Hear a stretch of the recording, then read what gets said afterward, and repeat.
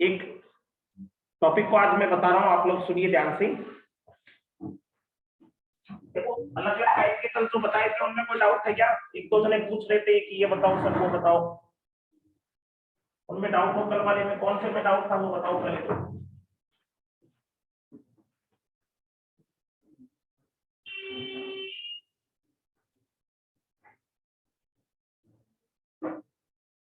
हाँ कुछ एग्जांपल्स में आ रहे थे बीच का समझ, वो थोड़ा बहुत बात समझ में आया क्या आपको? मैंने बोला था कि इस सिचुएशन में हम एलटीसीजी एसटीसीजी उसमें से कुछ रकम हम काम में ले लेते थे, किसकी? 2.5 लाख की स्लैब को देने में। अगले को स्लैब का फायदा पूरा देने की कोशिश करते थे। हमारा मकसद ये होता था कि अगले को स्लैब का फायदा पूरा मिले, तो वो स्लैब का फायदा आपको देना आना चाहिए। 2.5 लाख की स्लैब का फायदा किस इनकम में से नहीं देते कभी भी? लॉटरी की इनकम में से नहीं देते, आपको बताया था। लॉटरी के अलावा कोई भी इनकम में से हम क्या कर सकते हैं? फायदा दे सकते हैं। ठीक है क्या? निकाल सकते हो किसी का टैक्स? जिंदा आदमी का ऐसा नहीं, खाली अपने थ्योरी के सवालों में। प्रैक्टिकली जब निकालना पड़ जाए आपको, कोई आदमी कहे कि ये मेरा देख हिसाब किताब है, ये हेड में से इतनी इनकम है, ये में से इतनी है, मेरे को ये छूट मिलेगी कि नहीं मिलेगी, मेरी टोटल इनकम कितनी हो रही है, मेरा टैक्स कितना बन रहा है, तो सारी बात बता सकते हो अगले को। तो ये चीजें आनी चाहिए ना सारी बात। और अधूरा ज्ञान भी खतरनाक होता है, फिर टैक्स का पूरा ज्ञान नहीं हुआ आपको, ठीक है ना? अभिमन्यु वाली स्टोरी सुनिए ना आप लोगों ने। अभिमन्यु को चक्रव्यूह में अंदर घुसना तो आता था, क्या नहीं आता था उसको? बाहर आना नहीं आता था। उसकी मदर को नींद आ गई थी, तब भगवान सुना रहे थे, बता रहे थे, तब अर्जुन बता रहे थे। तो वो स्टोरी से नहीं होनी चाहिए आपको कि इतना तो आता है सर, या कोई पूछे तो आपको कि टोटल टैक्स तो बता दूंगा, आप चुकाना कैसे है, टीडीएस कैसे काटना है, एडवांस टैक्स कैसे, रिटर्न कैसे भरना है, वो नहीं आता मुझे, ये बात नहीं। कोई भी सब्जेक्ट का नॉलेज दो तो फिर चलो पूरा ही लो। तो आगे तक आप लोगों को बातें सुननी है। अब मैं एक किसान के बारे में आज बताने जा रहा हूं, जिसके एग्रीकल्चर की भी इनकम है। इसको पार्शियल इंटीग्रेशन का रूल बोलते हैं। एक पार्शियल इंटीग्रेशन, ये क्या चीज होती है वो आपको मैं बताने जा रहा हूं। बताइए ठीक है आपको पीजीबीपी में? तो याद नहीं आ रहा, ये बताइए। टी कॉफी रबर की तो बताई होगी वहां। हाँ, तो पार्शियल इंटीग्रेशन, ये जो रूल आ रहा है वो ध्यान दीजिए किसके लिए आ रहा है। अगर कोई व्यक्ति की एग्रीकल्चर इनकम भी हो, तो एग्रीकल्चर इनकम में वैसे तो आपको पता होगा टैक्स लगता ही नहीं है।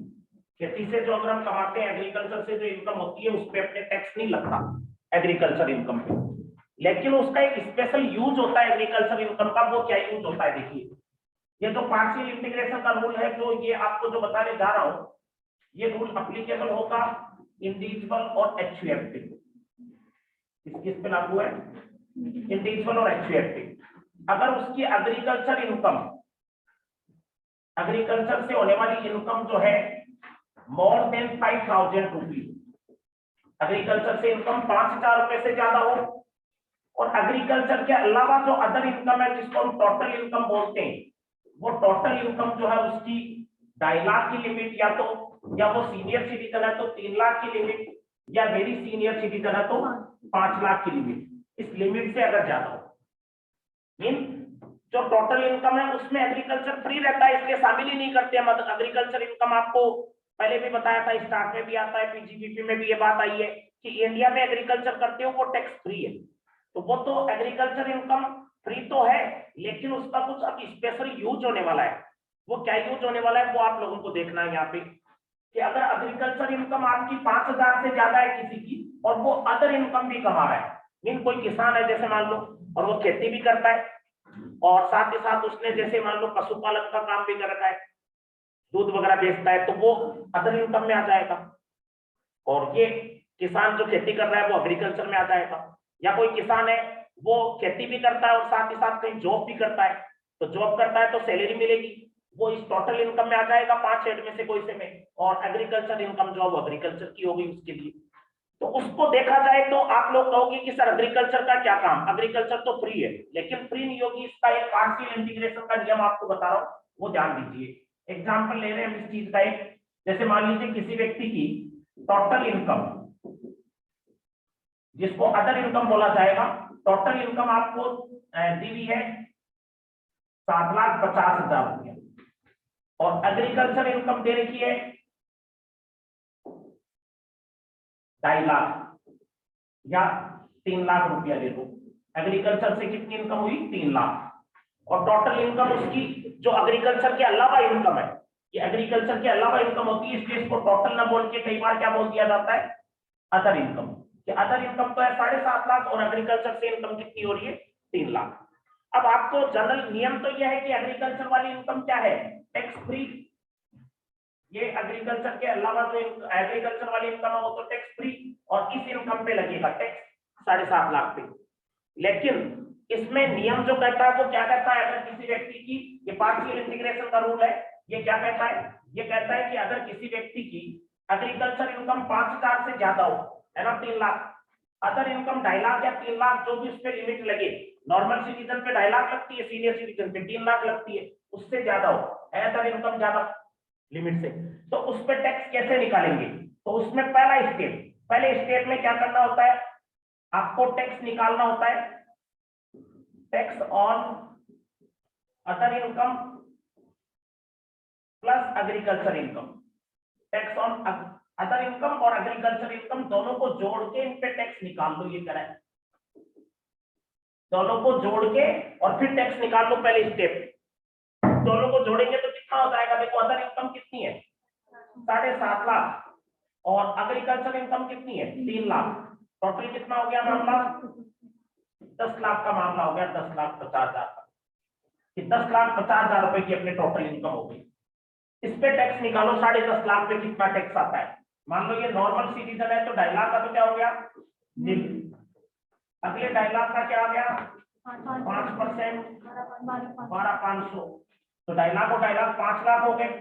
फिर अगले 5 लाख का 20%, 1 लाख। 2.5 लाख, 2.5 लाख, 5 लाख और 5, 10 लाख हो गए।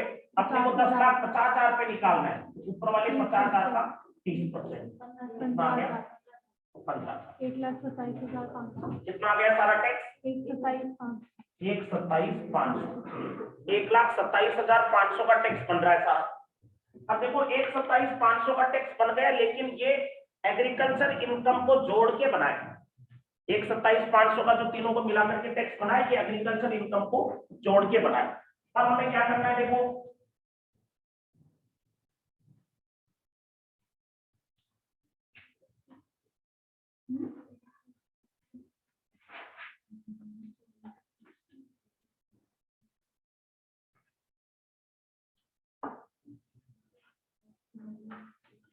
एग्रीकल्चर इनकम हमने जोड़ के टैक्स निकाला 1,27,500, ये तो पहला स्टेप। अब दूसरे स्टेप में क्या करना होता है? देखो, सेकंड स्टेप में ये कहता है टैक्स निकालो on exempted limit. Exempted limit कितनी है उसकी, और प्लस एग्रीकल्चर इनकम दोनों को जोड़ के टैक्स निकालो। टैक्स पहले वाले में तो निकाला था अदर इनकम और एग्रीकल्चर इनकम जोड़ के, यानी 7.5 लाख और 3 लाख जोड़ के। और अब दूसरा स्टेप कहता है टैक्स किस पे निकालो? Exempted income. एग्जेम्प्टेड कितनी होती है नॉर्मल सिटीजन के लिए? 2.5 लाख। 2.5 लाख की तक फ्री है, और प्लस एग्रीकल्चर इनकम जोड़ दो। एग्रीकल्चर इनकम कितनी है? 3.5 लाख। 2.5 लाख और 3 लाख की एग्रीकल्चर इनकम 3 लाख जोड़ दो, कितना हो गया? 5.5 लाख। पहले स्टेप में तो देखो आपने निकाला टैक्स अदर इनकम और एग्रीकल्चर इनकम दोनों जोड़ के, और दूसरे स्टेप में टैक्स निकाला आपने एग्जेम्प्टेड इनकम और एग्रीकल्चर इनकम जोड़ के। अब 5.5 लाख पे टैक्स निकालो। देखिए, शुरू के 2.5 लाख तक तो क्या हो जाएगा? नील। अगले 2.5 लाख पे क्या आ जाएगा? 5%, 12,500, और फिर 2.5 और 2.5 5 लाख हो गए। फिर 50,000 पे 20%, 10,000। टोटल टैक्स कितना आ गया? 22,500। टोटल टैक्स आ गया 22,500। ध्यान दीजिए, पहला जो आपने टैक्स निकाला था वो अदर इनकम, मीन जो सवाल में इनकम दी हुई है और एग्रीकल्चर दिया हुआ है, दोनों को जोड़ के निकाला। और दूसरे स्टेप में टैक्स किस पे निकाला? Exempted limit plus agriculture income, दोनों को इनको जोड़ के। अब पहले स्टेप में से दूसरे स्टेप को घटा लो। ये थर्ड स्टेप आ जाएगा। एक तरह से थर्ड स्टेप बराबर क्या हो जाएगा, फर्स्ट माइनस सेकंड। 1,00,000 मतलब पहले स्टेप का टैक्स आया 1,27,500 और दूसरे स्टेप का टैक्स आया कितना 22,500। ये घटा लो, कितना आ गया 1,05,000। अब ये कह रहा कोई सेस या रिबेट आपको जो देनी है, अब देखो रिबेट तो मिलेगी नहीं क्योंकि अदर इनकम या टोटल इनकम 7.5 लाख है, तो रिबेट नहीं देनी। बस आपको लास्ट में क्या जोड़ना है, सेस। सेस जोड़ दो 4%। 1,05,000 का 4,200 रुपया शेष आ गया। 1,09,200, 1,09,200 ये टैक्स बन जाएगा। बात सीधी सी ये है, सरकार ने हमें लूटा, इसमें और कुछ नहीं है। अगर ऐसे 7.5 लाख का टैक्स निकालते ना, सरकार आपको बेवकूफ क्या बना रही है, सरकार कह रही है कि पहले तो देखो हमने आपकी टोटल इनकम में एग्रीकल्चर इनकम जोड़ दी। हम कह रहे हैं कैसे जोड़ दी, फ्री होती है ये तो। सरकार क्या कह रही है, ठीक है आपकी वापस घटा देते हैं नॉर्मल लिमिट और एग्रीकल्चर की इनकम जोड़ के जितना टैक्स बना है वो वापस घटा देते हैं 22,500 का टैक्स। पहले में से जितना एग्रीकल्चर इनकम का टैक्स वापस घटा दिया आपका, ये कह रही है। तो घटा तो दिया, लेकिन ये आपके मैटर भारी पड़ा है, क्योंकि आपकी अगर नॉर्मल इनकम 7.5 में सिर्फ टैक्स लगता ना, तो आप क्या 30% की स्लैब में जाते, क्या आपके 7.5 लाख के टैक्स बनता, वो 1,05,000 नहीं बनता जैसा उधर आया ना 1,05,000। 7.5 पे टैक्स लगाते तो आप शुरू के 2.5 लाख तक तो नील, अगले 2.5 लाख का कितना था 12,500, और फिर 2.5 लाख और बच गए, उनका 20% कितना होता 50,000। कितना टैक्स का मैटर होता, सिर्फ 62,500 का, और वहां कितना मैटर चला गया सिधाई 1,05,000। ये फर्क कैसे आया भाई, कोई बता सकते, कितना फर्क क्यों है टैक्स में। एग्रीकल्चर इनकम पहले जोड़िए तो बाद में घटाई भी है ना टैक्स एग्रीकल्चर का, लेकिन देखो हम सीधे 2.5 लाख को ऐड कर लिया। हमारे पहले टैक्स निकला था ना, हम देखो शुरू के टोटल 10 लाख में चले गए मामला, इसलिए हमारे पूरे 5 लाख पे लग गया 20% टैक्स। देखो एग्रीकल्चर की इनकम जो 3 लाख जुड़ी है ना, उसकी वजह से 7.5 लाख से 10.5 लाख पे पहुंच गया मामला, तो हम सीधे 5 लाख की पूरी स्लैब 20% से लगा के आए, और फिर 30 में भी पहुंच गए हम। और वापस घटाते टाइम सरकार ने कितना घटाया, सरकार ने 5% और थोड़ी सी रकम में कितना लगाया 20, और घटाया कितना, ये 22,500 घटाया। मतलब वो एग्रीकल्चर इनकम सरकार ने पहले हमें हायर रेट में पहुंचाने के काम में ले ली, हम सीधे कौन सी स्लैब में पहुंच गए, 7.5 में 3 जोड़ दिए तो 10.5 30% की रेट में पहुंच गए, और सरकार ने वापस फ्री तो करी एग्रीकल्चर की इनकम पे टैक्स, लेकिन फ्री कितना किया, सिर्फ 22,500 का फ्री, 22,500 का, वो भी कौन सी रेट 5% लगी है 2.5 लाख। एग्रीकल्चर इनकम जो 3 लाख की थी उनमें से 2.5 लाख तो फ्री हो गए, फिर इन 3 लाख में से 2.5 लाख पे 5% और बाकी 50,000 पे सिर्फ कितना लगा 20%। कहने का मतलब सरकार ने जानबूझ के एक रास्ता खोज लिया, सेंट्रल गवर्नमेंट के पास इनकम टैक्स लगाने का पावर नहीं है इस पे एग्रीकल्चर पे, तो सरकार ने अल्टरनेट खोज लिया कि इस तरीके से सरकार क्या करेगी, टैक्स लगा। ये ध्यान रखना आप लोग, एग्जाम्पल ये नोट भी करना, आप लोग की फोटो आपको ग्रुप में डाल दें, नोट भी कर लेना इसकी फोटो लेना। तो इसको ध्यान रखना, आप एक एग्जाम्पल में और ले रहा हूं इसका एग्रीकल्चर इनकम का, वो भी आपको ध्यान रखना है।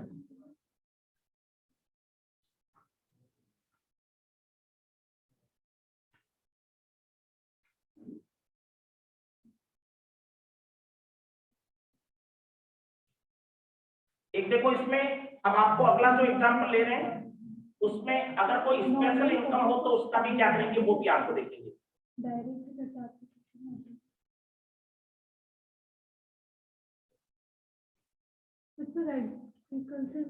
टैक्स लगना ही नहीं चाहिए ना, तो क्यों ही लगाया, इनडायरेक्टली भी क्यों ही इंक्लूड किया है,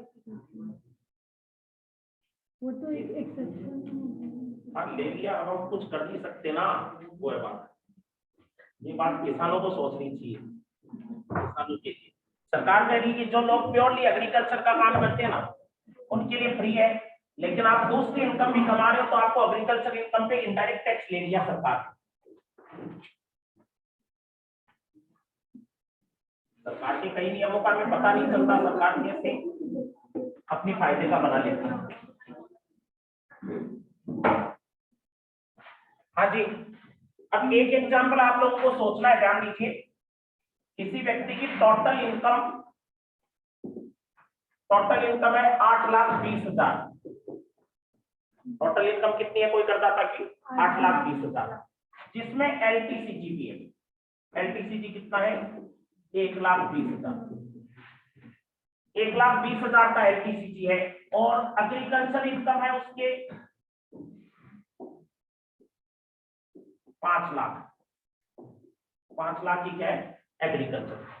देखो टोटल इनकम में ये LTCG रेस्टीसीजी वो तो शामिल रहते हैं, क्योंकि टोटल जब भी करते हैं तो टोटल के अंदर LT ST सब आ जाता है, लॉटरी वगैरह सबका पांचों गए तो टोटल होता है वो। लेकिन एग्रीकल्चर इनकम नहीं आती कभी टोटल में, क्योंकि एग्रीकल्चर तो फ्री है, कानून तो ये कहता है ना फ्री है तो उसमें थोड़ी जोड़ रखा हमने टोटल इनकम में, तो ये ध्यान देना। अब इसमें क्या करोगे आप लोग बताओ? 5 लाख प्लस हो जाएगा। हाँ, टोटल इनकम में से ये 31 का मैटर तो अलग ही हो गया, कितने परसेंट रेट लगती है? 20% रेट, उसको तो छोड़ो। बाकी इनकम कितनी बची फिर? Other income 7 lakh. 7 लाख बची। 8-20 में से 31 कम कर दिए, 7 लाख है जो स्लैब रेट में आएगी। उस 7 लाख के ऊपर ये आपको अपना नियम लगाना है। पहला स्टेप क्या है नियम का? 7 लाख प्लस 5 लाख। पहले स्टेप में आप अदर इनकम कितनी है जो नॉर्मल स्लैब रेट वाली है? 7 लाख और plus 5 lakh plus agriculture income जोड़ देंगे कितनी? 5 लाख, टोटल 12 लाख। इस पे टैक्स लगाएंगे। 7 लाख प्लस 5 लाख 12 लाख पे टैक्स लगाना है। सीनियर सिटीजन बनाओगे इसको आप? नीचे लो, ये 62 वर्ष का है, थोड़ा आराम हो जाएगा। 3 लाख रुपए तक क्या कर देंगे इसको? फ्री। ठीक है, अगले 2 लाख पे 5%, 10,000। 3 और 2 5 लाख हो गए। फिर अगले 5 लाख पे 20%, 1 लाख। फिर 2 लाख और बच गए, उस पे 30%, 60,000। ये देखो 30% की स्लैब में पहुंच गया। यही एग्रीकल्चर इनकम नहीं होती तो 7 लाख कभी जाता क्या 30% की रेट में? यहाँ पे चला गया। टोटल टैक्स 170 का टैक्स हो गया। पहले स्टेप में टैक्स आ गया 170। अब दूसरा स्टेप क्या रहता है? एग्जेम्प्टेड लिमिट कितनी होगी? ये सीनियर सिटीजन है 3 लाख प्लस 5 लाख की एग्रीकल्चर इनकम भी जोड़ो। Exempted income plus agriculture income total कितना हो गया मामला? 8 लाख। अब इस पे टैक्स निकालो सेकंड स्टेप में। शुरू के 3 लाख तक तो क्या हो जाएगी? फ्री, नील। अगले 2 लाख पे 5%, फिर 3 और 2 5 लाख और फिर 3 लाख पे 3 लाख पे 20%,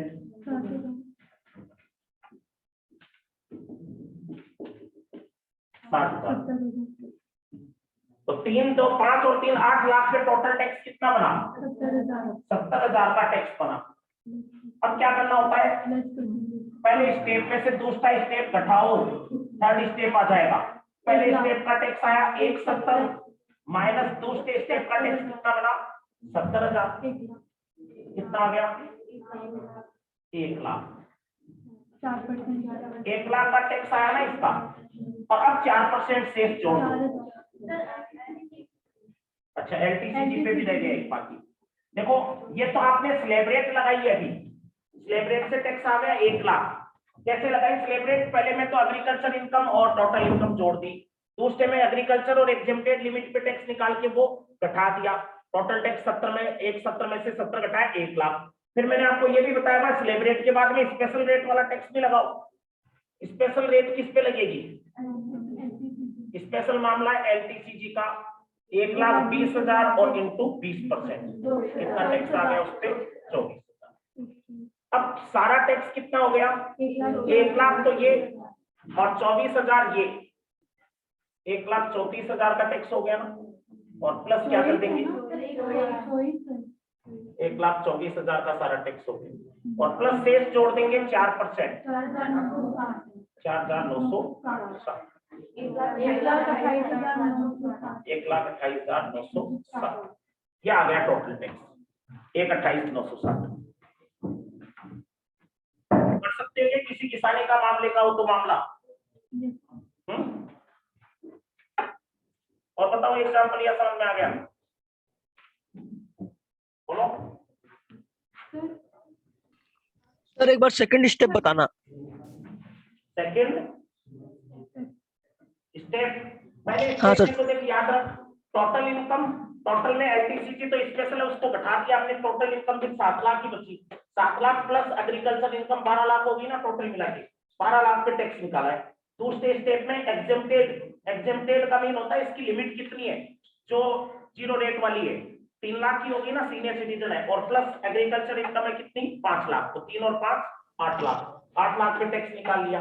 फिर थर्ड स्टेप में पहले स्टेप का जो टैक्स आया उसमें से दूसरे स्टेप का टैक्स घटा दिया, फिर स्पेशल टैक्स जो है वो तो अलग लगेगा ही लगेगा, वो जोड़ दिया, और फिर लास्ट में शेष जोड़। हाँ सर अब समझ में आ गया, मतलब सर सेकंड स्टेप में 3 लाख जो एग्जम्प्टेड इनकम है उनको हम लोग इंक्लूड करेंगे ना, हाँ। वही सर पूछना था। सर अगर टोटल इनकम नहीं होती, सिर्फ एलटीसीजी और एग्रीकल्चर इनकम होता तब क्या कुछ, एलटीसीजी को अपन उसमें दे देते 2.5 लाख के पास, और एग्रीकल्चर इनकम वो नहीं लगती।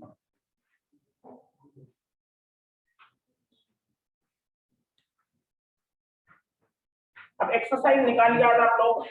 एक्सरसाइज देखो, मैं कुछ आपको इसकी इंडिविजुअल असेसमेंट की थोड़ी टफ एक्सरसाइज है, आप लोगों को बताता हूँ, ध्यान देना आप लोग एग्जाम में आए हुए और सारे। इंडिविजुअल असेसमेंट करके आप एक्सरसाइज देखो, 10वां 11वां होना चाहिए।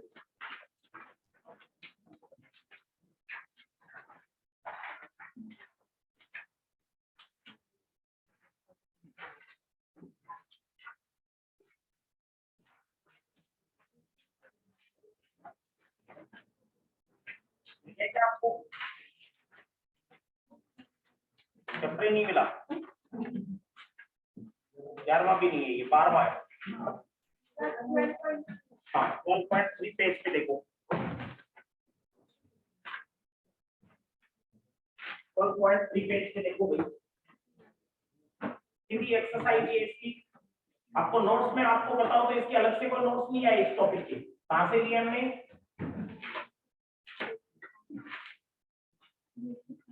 जो बेसिक था आपके स्टार्ट में वही स्लैब रेट आपको बताई, और जीटीआई और डिडक्शन आप लोगों ने पढ़ी रखी थी पहले कि वो काम में ले ली, और कुछ चीजें आप लोगों को मैंने और जो बेसिक रूल के अलावा जो रूल काम में आ रहे हैं वो भी आपको बता दिए। एक कल जो स्कीम बताई थी उसके सेक्शन आपको याद हुई क्या, कौन सी सेक्शन थी वो, अलग से स्कीम जो थी 115 बीएससी। तो याद रखना, अगर क्वेश्चन में सवाल में कुछ नहीं बोला हो तो रेगुलर स्कीम काम में लेना, या मना कर दे कि 115 बीएससी ऑप्ट नहीं करना तो भी मत काम में लेना 115 बीएससी को। लेकिन अगर कोई क्वेश्चन में बोल दे कि 115 बीएससी ऑप्ट करनी है तो फिर डिडक्शन वगैरह मत देना, कोई सिकल जो बताई थी ना वो कोई सी भी मत देना, और स्लैब रेट पे 2.5 लाख पे बढ़ती जाएगी, 5 10 15 20 25 30 ऐसे स्लैब रेट बढ़ती जाएगी। ठीक है, तो आगे देखिए इसके अंदर अब पहला क्वेश्चन है, शिवा गिफ्टेड ए लेट आउट बिल्डिंग। शिवा ने एक लेट आउट बिल्डिंग जो है वो गिफ्ट करी है। क्वेश्चन सारे टिपिकल मिलेंगे, आप लोग ध्यान दे लेना पहले ही, ठीक है ना, तो इसके टेस्ट में ज्यादा मजा आने वाला है। पहले से एक्सरसाइज ढंग से सोल्व कर लेना आप लोग भी, मैं तो ढंग से करवाऊंगा। शिवा गिफ्टेड ए लेट आउट बिल्डिंग, शिवा ने एक लेट आउट बिल्डिंग गिफ्ट कर दी, किराए पे दी हुई बिल्डिंग, जो किराए पे दे रखी है उसने वो बिल्डिंग गिफ्ट कर दी, विच पेज रेंट, जिससे रेंट मिलता है 10,500 per month, to his son's wife, किसको गिफ्ट कर दी, सन्स वाइफ को, ऑन 1 नवंबर 2020, 1 नवंबर 2020 को। The municipal tax of 6,000 on the property was paid, municipal tax भी चुकाया गया था इस पे। टोटल इनकम जो है फ्रॉम ऑल अदर सोर्स, दूसरे सारे सब स्रोत से इनकम उसकी जो हो रही है शिवा की वो 2,60,000 रुपया है, except income from above property, इस प्रॉपर्टी को छोड़ के बाकी इनकम उसकी 2,60,000 है। Total income chargeable to tax क्या होगी। देखिए पहला क्वेश्चन ही वहां निकालने वाला है, तो पहले क्वेश्चन में बताओ क्या करें, इसकी टोटल इनकम पूछिए, टैक्स नहीं पूछा इससे। टोटल इनकम में इसने कर रखा है कि बाकी सारी इनकम तो बता रखी है, ऑल अदर इनकम, तो कि सारी अदर इनकम तो इसकी कितनी है 2,60,000 है ना, लेकिन ये कह रहा है कि उसको पता नहीं है कि अपने इनकम ये हाउस प्रॉपर्टी की पे टैक्स इसकी सन वाइफ है, इसकी बेटे की बहू देगी या ये खुद देगा। तो देखो बेटे की बहू को अगर गिफ्ट दिया है तो आपने एक क्लबिंग वाला चैप्टर पढ़ा था डिविडेंड इनकम वाला, उसमें आया था, आप एक तो पढ़े थे कि अगर आपने वाइफ को ट्रांसफर किया स्पाउस को विदाउट कंसिडरेशन और इनएडिक्वेट कंसिडरेशन, याद आ रहा है क्या?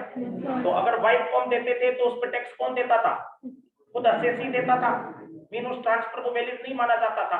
तो वही बात यहाँ पे आ रही है, वही बात यहाँ पे क्या कर रही है, देखो कि अगर आपने उसमें एक नियम और भी आता था नीचे कि अगर सन्स वाइफ को आपने दिया है तो सन्स वाइफ को गिफ्ट दिया है तो उस पर भी टैक्स कौन देता था? फादर इन लॉ, जो गिफ्ट देने वाला है, विदाउट कंसिडरेशन दिया है तो मीन गिफ्ट को वैलिड नहीं मानते थे। ये आपने क्लबिंग में पढ़ी थी ये बात, ऐसे काम आएंगे ये नियम।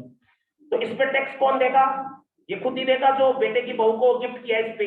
अब कितनी इनकम है इस प्रॉपर्टी की वो देखो, ये हाउस प्रॉपर्टी का रेट है, इसमें आपको रेंट कितना रिसीव होना है इस प्रॉपर्टी से? 1 महीने का 10,500, 12 महीने का कितना? पूरे 12 महीने इसकी मानेंगे, बीच में गिफ्ट दिया तो वो इग्नोर करो गिफ्ट को। तो कितना इनकम हुआ रेंट का? 1,26,000। ये और कुछ दिया हुआ नहीं है, इसलिए इसी को क्या कर देंगे, रेंट रिसीव्ड को ही जीएबी मान लेंगे, ये जीएबी हो। उसमें और होते थे म्युनिसिपल वैल्यू थे, रेंट वो नहीं दिए होते थे, तो ये जीएबी और इसमें से लेस करते थे क्या? Municipal tax paid by owner है क्या? इसमें म्युनिसिपल टैक्स 6,000, ये घटा दो 1,20। हाउस प्रॉपर्टी एड में आप पढ़ते थे, ये क्या जाती थी फिर? एनएबी। फिर इसमें से लेस करते थे क्या? Standard deduction 30%। 1,20,000 का 30% कितना हो गया? 36,000।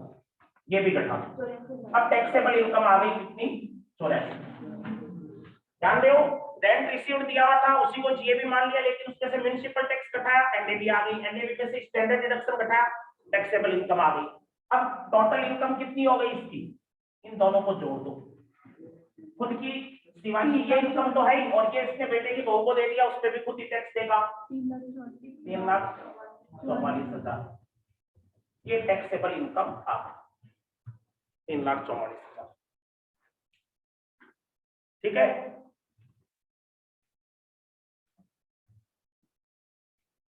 नेक्स्ट क्वेश्चन देखिए। फिर एक्सरसाइज लंबी भी है, हार्ड भी है, तो थोड़ा आप लोग उसका वापस वीडियो देख के वापस बाद में लिखना भी समझना भी, ठीक है ना? टेस्ट तुरंत ही होने वाले इन चीजों की। सेकंड क्वेश्चन देखिए, X has earn salary income. X ने सैलरी की इनकम कमाई है कितनी? 5 लाख।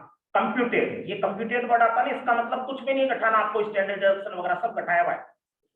5 लाख सैलरी की इनकम एक्स की, and he has suffered loss from house property. House property से 2 लाख का लॉस हो गया। जनरल बिजनेस का लॉस भी हुआ है 1 लाख।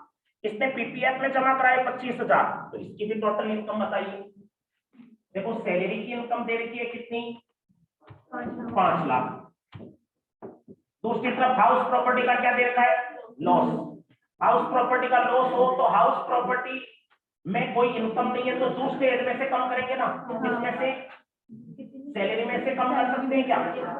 हाँ, हाउस प्रॉपर्टी का लॉस सैलरी में से कम हो सकता है, लेकिन एक नियम जरूर था कि दूसरे हेड में अगर सैलरी का लॉस ले जाते हैं तो वो हाउस का लॉस ले जाते हैं तो वो 2 लाख तक ही ले जा सकते हैं। 2 लाख तक है, कोई दिक्कत नहीं है। तो सैलरी की इनकम कितनी बची? 3 लाख। एक आगे करा बिजनेस का भी लॉस है, बिजनेस के लॉस को सैलरी में से घटा सकते हैं क्या? बिजनेस के लॉस को तो इग्नोर करो, वो तो कैरी फॉरवर्ड ही होगा, नहीं घटाया जा सकता। बस इनकम तो यही है। आगे पीपीएफ में पेमेंट किया है वो तो खर्चा है, इनकम तो यही है। तो इनकम कितनी हुई इसकी? 3 लाख। सैलरी एट था, हाउस प्रॉपर्टी था, पीजीबीपी था, लेकिन पीजीबीपी का लॉस इग्नोर कर दिया हमने, तो 3 लाख की इनकम आ गई क्या? इसको बोल देंगे जीटीआई, पांचों एड का टोटल। अब डिडक्शन अगर कोई है तो वो घटाओ, तब आएगी टैक्सेबल इनकम। एटीसी की है, पीपीएफ जमा कराया कितना? 25,000। जितना एटीसी में अधिकतम 1.5 लाख तक का इन्वेस्ट कर सकते हो, तो 3 लाख में से 25,000 घटा दो, 2,75,000 आ गई टैक्सेबल इनकम। टैक्सेबल इनकम आ जाएगी 2,75,000। ध्यान रखिए, ये सारे नियम अब साथ में काम आने लग गए। आपने क्लबिंग के पढ़े थे, वो पिछले में काम आ गया। यहाँ पे सेट ऑफ कैरी फॉरवर्ड का आ गया, सेट ऑफ कौन सी इनकम को किसमें से करेंगे, कौन सा नहीं, तो पीछे वाले नियम और साथ में डिडक्शन भी काम आ रही है यहाँ पे। तीसरा सवाल, x has earn salary income. X की सैलरी से इनकम हुई 5 लाख। कैपिटल गेन एड का लॉस हुआ है 1.5 लाख। आपको पता होगा कैपिटल गेन का लॉस किसी भी दूसरे घर में नहीं जाता, भूल जाओ इसको। किसने 75,000 पीपीएफ में भी जमा कराए, टोटल इनकम बताइए, सीधा सा सवाल। सीधे कौन सा सवाल है? हाँ, तो तीसरा है, तो इसमें देखो सैलरी की इनकम कितनी है, 5 लाख। फिर कैपिटल गेन का लॉस भूल जाओ, नहीं ध्यान रखना, तो यही हो गया जीटीआई 5 लाख की। और कोई छूट है क्या डिडक्शन? कौन सी? 80C। कितने की दोगे? 75,000। 4,25,000। क्या आ गई? क्या टैक्सेबल? ठीक है, टैक्सेबल इनकम आ गई 4,25,000। नेक्स्ट फोर्थ क्वेश्चन है, x has earned salary income. X को सैलरी से इनकम हुई 10 लाख, कंप्यूटेड दे रखी है। He has suffered loss under the head capital gain, इसमें भी कैपिटल गेन का लॉस कर रखा है, देखो 1.5 लाख का। He had made payment of ₹1 lakh in PPF, PPF में भी जमा कराई। Determine his tax liability, आपको क्या पूछ रहा है? टैक्स पूछ रहा है की बात।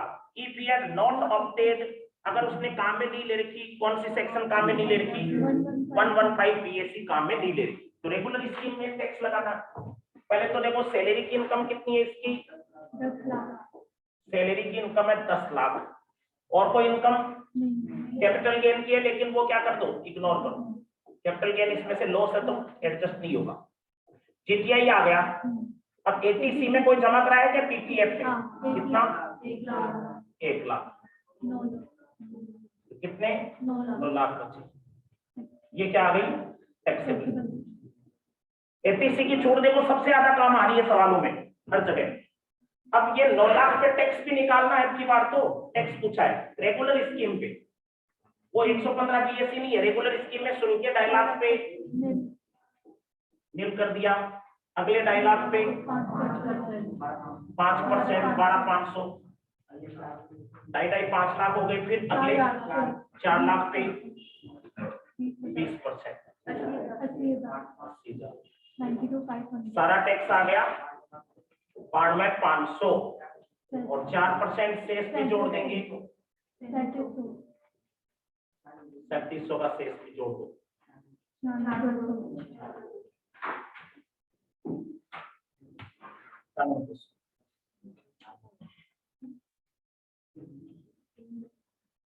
ये देखो ऐसी एक्सरसाइज है जिसपे बिल्कुल खुद करोगे तो कॉन्फिडेंस बिल्कुल नहीं होता इस पे।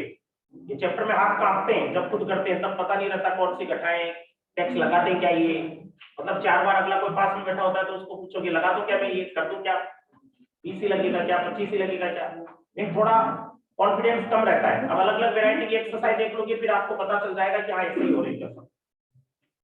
देखो आगे नेक्स्ट 5वां क्वेश्चन देखिए,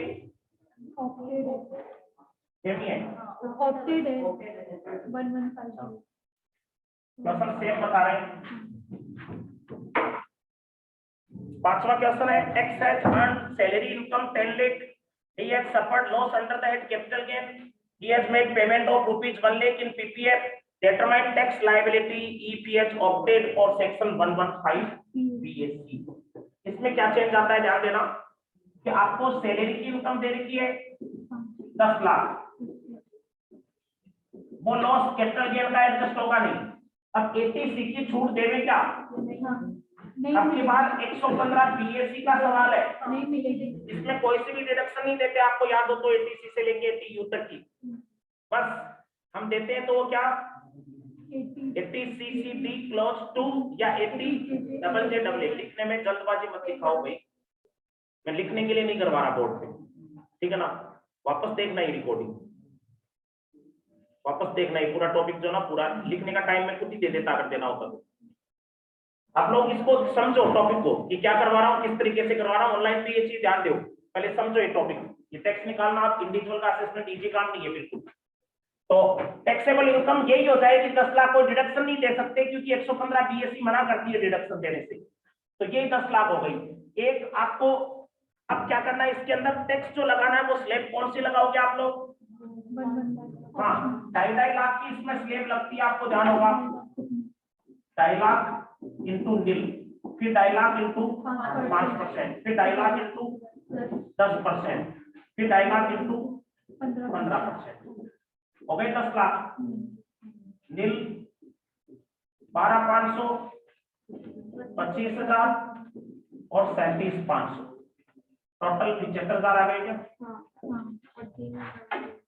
प्लस शेष और जोड़ दो, 4% शेष जोड़ दोगे 3,000 का टोटल मामला कितने का हो गया? 78,000 का टोटल मामला हो गया। आपको एक बात, ये साइकिल टैक्स तो मैंने ये खुद भी निकलवाया था, इन हेड वगैरह में जो इनकम कंप्यूटेड लगा देना, तो फिर चढ़ा करो मत उसको, ठीक है ना?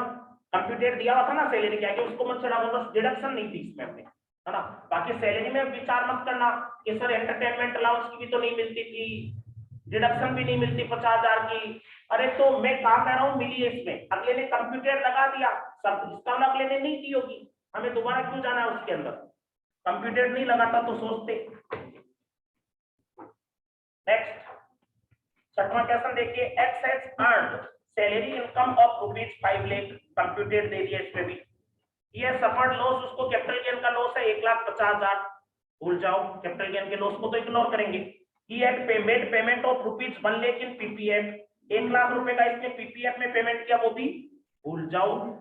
क्यों? क्योंकि आगे इसने सेक्शन कौन से काम में लेने को बोला है? 115 BSc, determine tax liability EPS opted for section 115 BSc। BSc काम में लेना ना, तो डिडक्शन दोगे क्या एटीसी की? नहीं, बस सैलरी की इनकम दे रखी है और कुछ ही नहीं है। कितनी है सैलरी की इनकम? 5 लाख। कैपिटल गेन वैसे भूल गए क्योंकि उसका लॉस कहीं भी नहीं जाता, डिडक्शन हमें देनी नहीं है एटीसी की, क्योंकि 115 बीएससी का सवाल है ये भी। तो आप 5 लाख की सैलरी की इनकम ही बची, सिर्फ उसी पे टैक्स लगाओ। क्या होगा मैटर पे? शुरू के 2.5 लाख नील और अगले 2.5 लाख 5%, 12,500, टोटल 12,500 का आ गया टैक्स, है ना? अब रिबेट तो मिल जाएगी क्या इसको? पूरी 5 लाख तक मिलती है, 5 लाख से ऊपर हो तो नहीं मिलती, तो रिबेट भी कितने की मिल जाएगी? 12,500 की। तो टैक्स कितना आ गया? नील बट्टा नील। ये इसने क्वेश्चन में 115 बीएससी काम में लिए, लेकिन नॉर्मल सवाल की तरह ही हो गया, 5% टैक्स लगाए। 7वां question, X has earned salary income, X को सैलरी की इनकम हुई है 7.5 लाख जो कंप्यूटेड है, वही कैपिटल गेन का लॉस दे रखा है 1.5 लाख, 1 लाख का पीपीएफ दे रखा है, और टैक्स लायबिलिटी पूछी अगर वो इस सेक्शन कौन सी? 115 बीएससी ऑप्ट करेगा।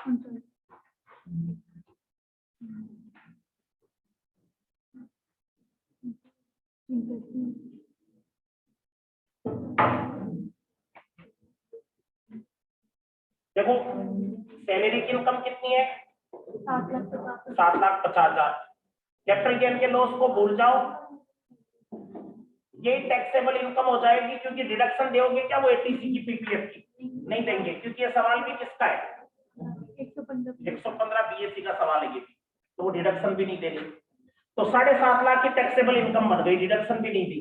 अब 3 स्लैब लग जाएगी 2.5 लाख की 115 बीएससी में, 2.5 लाख 12,500, फिर 2.5 लाख पे 10% 25, 5% फिर 10% की आती है 115 बीएससी में, 37,500 का टैक्स। रिबेट दोगे क्या इसको? रिबेट नहीं देंगे, टैक्स 7.5 लाख की इनकम है ना, बस प्लस शेष कर दो, 1,500 का शेष प्लस कर दो, 39,000 आ गया टैक्स, टैक्स आ गया 39,000।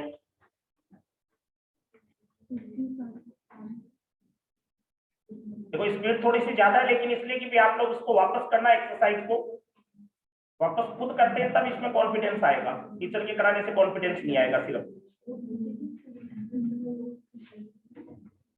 चले आगे क्वेश्चन में, 7वां क्वेश्चन तो अभी किया था ना, 7वां ही था वो, 6वां लगा, ये 7वां ही किया था। 8वां, X has earned salary income, salary की इनकम है 12.5 लाख, कैपिटल गेन का लॉस है 1.5 लाख, पेमेंट पीपीएफ में किया है 1 लाख, टैक्स लायबिलिटी बताइए। अब की बार भी सेक्शन कौन से काम में ले रखी है? 115 बीएससी, कुछ ज्यादा ही लगा हो गया नहीं सेक्शन से, 115 बीएससी की दे रखी है सारे सवाल। कितनी है इनकम सैलरी की? 12.5 लाख। पैटर्न भी चेंज नहीं करना था, वो एक ही पैटर्न के लिए। सैलरी की इनकम है 12.5 लाख और लॉन्ग टर्म का लॉस है उसको भूल जाओ। डिडक्शन भी देनी है क्या पीपीएफ की? वो भी नहीं देनी। तो खाली 12.5 लाख पे टैक्स ही निकालना आपको, इसका मतलब। तो 12.5 लाख पे टैक्स कैसे होगा? 2.5 लाख के 5 टुकड़े बन जाएंगे 115 बीएससी में। 115 बीएससी में शुरू के 2.5 लाख पे नील आ गया। 115 बीएससी का सवाल 8वां, शुरू के 2.5 लाख पे नील, अगले 2.5 लाख पे 5% 12,500, फिर अगले 2.5 लाख पे 10% 25,000, फिर अगले 2.5 लाख पे 15% 37,500, फिर अगले 2.5 लाख पे 20% 50,000। टोटल टैक्स आ गया 1,25,000। अब शेष जोड़ दो, 4% शेष आ गया 5,000। तो टोटल टैक्स कितना आ जाएगा? 1,30,000 का टैक्स आ गया।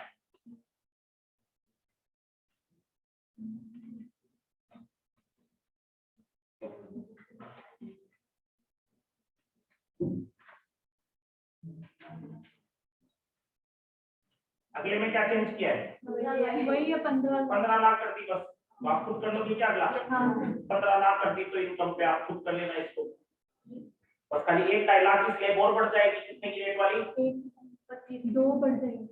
15 लाख में एक ही बढ़ेगी। 20% तक तो आएगी, 25% की और लग जाएगी। 15 से ऊपर होता तो लगती 30। एक ही बढ़ेगी, आप खुद करना है इस क्वेश्चन को। 90। फिर 10वां क्वेश्चन देखिए। X 82 year of age, X जो है वो 82 ईयर एज का है। सीनियर सिटीजन से भी ऊपर हो गया ना, very senior. 82 year age, resident in India, has earned long term capital gain. Long term capital gain दे रखा है और सेल ऑफ बिल्डिंग, बिल्डिंग को बेचने पे कितने रुपए दे रखा है? 10 lakh. And has no other income, खाली लॉन्ग टर्म कैपिटल गेन हुआ है। He has made payment of PPF 1 lakh. Determine his tax liability, तो आपको इसकी टैक्स लायबिलिटी बतानी है। 115 बीएससी ऑप्ट नहीं कर रही हो।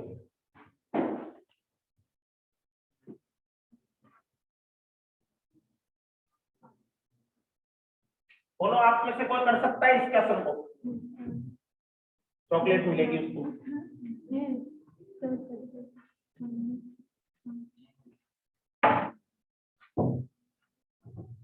1 मिनट का टाइम दे रहा हूँ। सॉल्यूशन हालांकि आपको फोटो भेज दी होगी, कैसे किया है वो आपने लिख करके। हाँ, तरीका खाली आंसर नहीं, आंसर तो इसमें दिए हुए।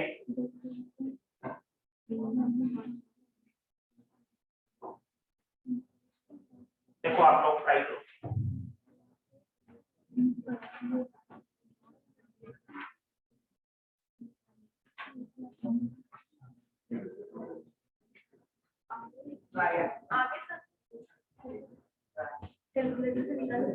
सर आ गया 5 लाख।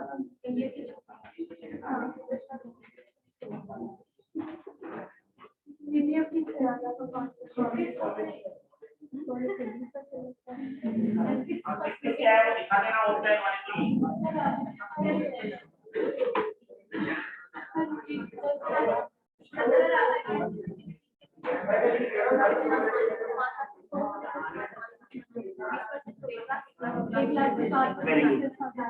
ऑफलाइन में 2 जनों का सही है, ऑनलाइन पे भी किसी ने किया है क्या?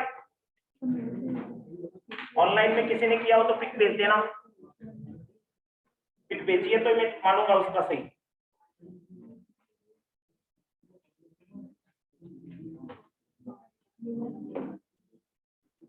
किसी ने नहीं भेजी अभी तक मेरे को तो।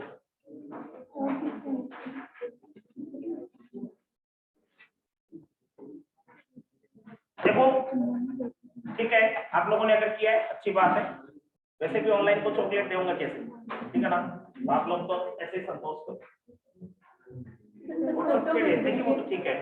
आप फोटो भी व्हाट्सएप भेज रहे हो तो मैं चॉकलेट भी व्हाट्सएप कर दूंगा। देखो इसमें थोड़ा सा दिमाग लगाना था, कुछ हुआ बैठ गया। टाइम अप हो गया, लेकिन 1 मिनट का टाइम दिया था। 10वां क्वेश्चन था कि हाँ देखो 82 ईयर का है, वेरी सीनियर सिटीजन है ना, 5 लाख तक की इसको एग्जम्पशन मिलती है वेरी सीनियर को। इसमें लेकिन क्वेश्चन में सिर्फ एलटीसीजी है, कितने की 10 लाख। ये क्वेश्चन देखो वेरी, मैं आपको कॉन्फिडेंट होगी क्योंकि ये मैंने रूल कल बताए तो आप लोगों को थोड़ा याद रह गया, और यही रूल अभी एलटीसीजी वाला चैप्टर में कैपिटल गेन में बताया होता तो यहाँ वो याद नहीं आता। कौन सा रूल? जो स्लैब का फायदा देने का नियम था। तो ये एक जरूरी चीज है, ये एक रहस्य की भी बात है कि हम लोग भूल जाते हैं चीजें, ज्यादा दिमाग लगा लेते हैं कई बार।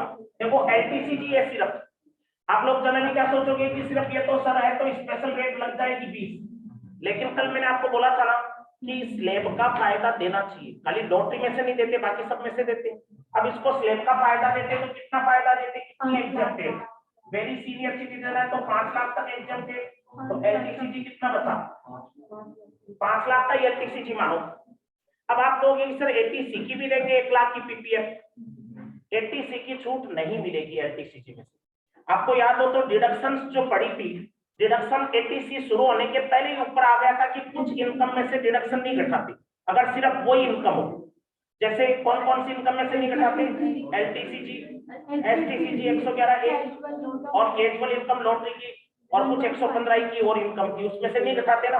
तो ये एलटीसीजी में से 1 लाख पीपीएफ के नहीं घटाने थे। हाँ 5 लाख में से ही आपको फिर 20% टैक्स लगाना था। 5 लाख का 20% टैक्स कितना था 1 लाख, और शेष जोड़ना था 4% 4000 का, तो टोटल कितना आ जाता 1,04,000 रुपया। कुछ लोगों की अभी समझ में नहीं आया होगा ये चीज।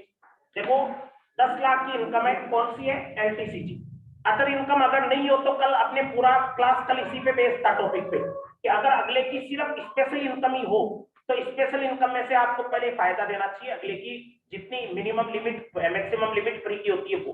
अब ये वेरी सीनियर है, इसकी 5 लाख तक फ्री होती है, तो 5 लाख की फ्री एलटीसीजी में से दे दो फिर फायदा, बाकी 5 लाख पे लगा लेना स्लैब।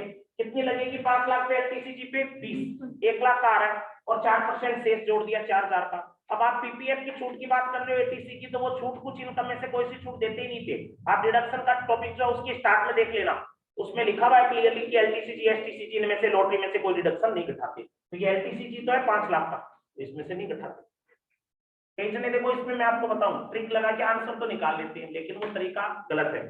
कई जने कहते हैं कि सब 10 लाख में से जैसे ये 5 लाख का तो स्लैब दे दिया, बाकी 5 लाख पे नॉर्मल टैक्स लगा देते हैं, एलटीसीजी वाला ना लगा के 20% नॉर्मल रेट से लगा दिया। स्लैब रेट भी तो यही होती है सीनियर सिटीजन की, शुरू के 5 लाख तक फ्री रख ले, 5 पे सीधा ही 20%, लेकिन वो नहीं लगाना। एलटीसीजी है तो एलटीसीजी वाला 20 लगा है, वो वाला 20 नहीं लगा, स्लैब वाला 20 नहीं लगा। कौन सा वाला लगा है? एलटीसीजी वाला।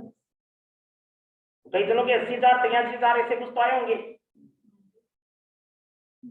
कुछ नहीं आए हमारे तो, नहीं आएगा, कोशिश तो किया करो। 11 क्वेश्चन देखिए। Mister X 82 year of age, non resident, ये की बात कौन है भाई? नॉन रेजिडेंट है, in India has earned long term capital gain, इसको एलटीसीजी वाइज 6 लाख का, नो अदर इनकम, और कोई इनकम नहीं है, और उसको पेमेंट करना था 1 लाख पीपीएफ का, कर दिया। टैक्स लायबिलिटी बताइए, इसने 115 बीएसी भी काम में नहीं लेती, ध्यान दो। अब सारे नहीं करने आपको, टाइम खराब होता है अपना। देखो इसमें क्या समझ में कौन सी इनकम है? एलटीसीजी, कितने रुपए है? 6 लाख, और कोई अदर इनकम है ही नहीं। इसको भाई को senior citizen very senior citizen कुछ माने क्या? 82 ईयर का है, नहीं मानेंगे। क्यों? नॉन रेजिडेंट है वो, तो नॉर्मली रहेगा, हमेशा 2.5 लाख की स्लैब में रहेगा, तो 2.5 लाख की वो रेट का तो फायदा देवे क्या, इसकी और कोई इनकम है ही नहीं, नहीं मिलेगी। नॉन रेजिडेंट को कोई फायदा नहीं, कलाई नहीं के बात। नॉन रेजिडेंट को 2.5 लाख की स्लैब का हम फायदा नहीं देते, अगर रेजिडेंट होता तो देते, नॉन रेजिडेंट को नहीं देंगे। तो 6 लाख पे अपने को पूरे पे टैक्स निकालना है, कितना आ जाएगा? एलटीसीजी पे 20%, कितना आ जाएगा? 21, और शेष जोड़ दो,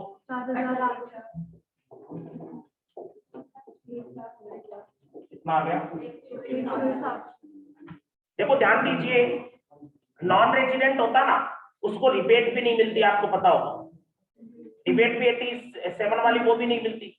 नॉन रेजिडेंट जो होता है उसको हमेशा पहली स्लेब ही लगती है 2.5 लाख की, ये भी बात पता होगी। तीसरी बात, नॉन रेजिडेंट जो होता है वो कभी भी 2.5 लाख की स्लेब, वैसे अदर इनकम होती तो मिल जाती उसको, अदर इनकम होती तब तो 2.5 लाख पे डीलर अगले 2.5 लाख पे 5% लगाते ना। लेकिन एलटीसीजी में से वो जो दया करते थे ना कलम मर्सी, इस स्लेब का फायदा तो देते, जैसे ऊपर वाले में 5 लाख का दिया है वो नॉन रेजिडेंट को नहीं देना। कल कोई क्वेश्चन आया हो या नहीं आया मुझे याद नहीं है, लेकिन इसमें नॉन रेजिडेंट को तो फायदा नहीं देना, सीधा स्लेब लगाओ। तो चला का 20% एलटीसीजी पे टैक्स लग गया और शेष जुड़ गया 4%। 12वां है Vijay 21 year age, resident in India, has earn agriculture income. ये लो जी एग्रीकल्चर का आ गया। 6 लाख की एग्रीकल्चर इनकम है, हैज नो अदर इनकम, और कोई अदर इनकम है ही नहीं। ही हैज मेड पेमेंट, और उसने 1 लाख का पीपीएफ का पेमेंट भी किया है, तो उसकी टैक्स लायबिलिटी बताइए उसकी 115 बीएसई की लीजिए। सिर्फ एग्रीकल्चर इनकम हो तो वो फ्री हो जाएगी। एग्रीकल्चर इनकम तो फ्री होती है। आप कहोगे सर अभी आते ही तो बताया था आपने, वो मैंने कहा था तब लगेगा जब अदर इनकम भी हो, वो 2.5 लाख 3 लाख से ज्यादा अदर इनकम, और एग्रीकल्चर इनकम 5,000 से ज्यादा हो, तो वो पार्शियल इंटीग्रेशन लगेगा। सिर्फ एग्रीकल्चर की है तो क्या करेंगे, लगा के फ्री करो, जाने दो। अगला सवाल देखिए वापस आ जाए, ये भी 21 वर्ष का है, रेजिडेंट है इंडिया का, हैज अर्न एग्रीकल्चर इनकम, और इसने एग्रीकल्चर इनकम कमाई है कितनी, 8 lakh. Has other income of ₹1 lakh, other income भी है इसकी 1 लाख। इसने पीपीएफ भी दिया 1 लाख का, टैक्स लायबिलिटी बताइए। इसकी भी नील हो जाएगी, क्यों, 2.5 लाख और 3 लाख 5 लाख। हाँ अदर इनकम 2.5 लाख या 3 लाख से ज्यादा होनी चाहिए ना, नॉर्मल है तो भी 2.5 लाख से ज्यादा होनी चाहिए। तो इसकी तो अदर इनकम है कितने की, 1 लाख। वो 1 लाख की वैसे ही पीपीएफ में घट करके 1 लाख से 1 लाख जीरो हो गई, तो इसकी अदर इनकम है ही नहीं। अब अदर इनकम है ही नहीं तो फिर एग्रीकल्चर की क्या बनेगी, free. Robert age 52 year received monthly pension, इसको मंथली पेंशन मिली है कितने की, 30,000 during the financial year 2021, monthly pension मिली है। फिर एग्रीकल्चर इनकम है इंडिया में 50,000, इसकी टोटल इनकम टैक्स लायबिलिटी बताइए। अब की बार इनकम टैक्स निकलेगा क्योंकि एग्रीकल्चर इनकम 5,000 से ज्यादा है और अदर इनकम भी है पेंशन की। पेंशन कोई फ्री थोड़ी होती है, पेंशन की इनकम कौन से एड में आती है, हाँ फैमिली पेंशन तो अदर सोर्स में, और खुद जिंदा है तो सैलरी। 14वां क्वेश्चन है, सैलरी एड में पेंशन दे रखी है, कितनी पेंशन मिली, 30,000 तो 1 महीने की है, 12 महीने की देखो 3,60,000। इस पेंशन में से सैलरी एड में स्टैंडर्ड डिडक्शन भी घटेगी। अब की बार कोई कंप्यूटेड तो दिया भाई, इसने सैलरी या पेंशन दे रखी है तो उसमें कंप्यूट हम करेंगे, तो पेंशन में से स्टैंडर्ड डिडक्शन कितने की घटाई, 50,000, सैलरी एड में घटाते थे। सुनो, अगर ये 115 बीएससी काम में लेता तो ये डिडक्शन नहीं देते, कल मना किया था ना स्टैंडर्ड डिडक्शन की, तो ये कितनी इनकम हो गई, 310। तो ये तो आप इसकी सैलरी की इनकम या इसी को टीआई टोटल इनकम बोल दो, तो पूछा नहीं। अब एग्रीकल्चर इनकम भी दीवी है 50,000 है ना दीवी, तो अब आप इसका टैक्स निकाल सकते हो क्या, जैसे मैं आपको बता दूं इसका मैटर लास्ट में नहीं लाना है, क्यों, रिबेट वगैरह मिल जाएगी, इसको 310 ही तो है, कर लो चाहे। पहले स्टेप में क्या करते थे एग्रीकल्चर वाले में, total income plus agriculture income दोनों पे टैक्स निकाल दो, 360 के कितना हो जाएगा, 2.5 लाख तक नील और 110 पे 5%, 5500 का टैक्स आ गया कुल मिला के पहले स्टेप। दूसरा स्टेप क्या लगता है, exempted limit plus agriculture income जोड़ के 3 लाख हो गया, 3 लाख पे टैक्स निकालो। एग्जेम्प्टेड लिमिट है नॉर्मल सिटीजन की 2.5 लाख और 50,000 एग्रीकल्चर इनकम है, तो 2.5 लाख का तो फ्री हो गया टैक्स, अगले 50,000 की इनकम पे 5% स्लैब 2500, टैक्स कितना आया 2500। ये पहले स्टेप में तो आया था 5500 और दूसरे स्टेप में आ गया 2500, दोनों का डिफरेंस कितना आ गया 3,000। रिबेट भी दोगे क्या, देंगे, टोटल इनकम कम है ना, तो टोटल इनकम कम है तो रिबेट भी दो, रिबेट कितने की दे देंगे, 3,000 की रिबेट दे देंगे, तो टैक्स क्या आ गया। रिबेट मिल गई इसको मामले में।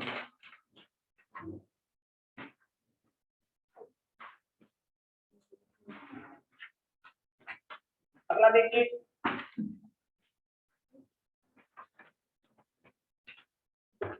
परमेंद्र 24 साल का है, रेजिडेंट भी इंडिया का, एग्रीकल्चर इनकम है 6 लाख और अदर इनकम है 5 लाख, 1 लाख का पीपीएफ भी चुका है, तो टैक्स लायबिलिटी बताइए। अब की बार भी एग्रीकल्चर इनकम का ही सवाल है।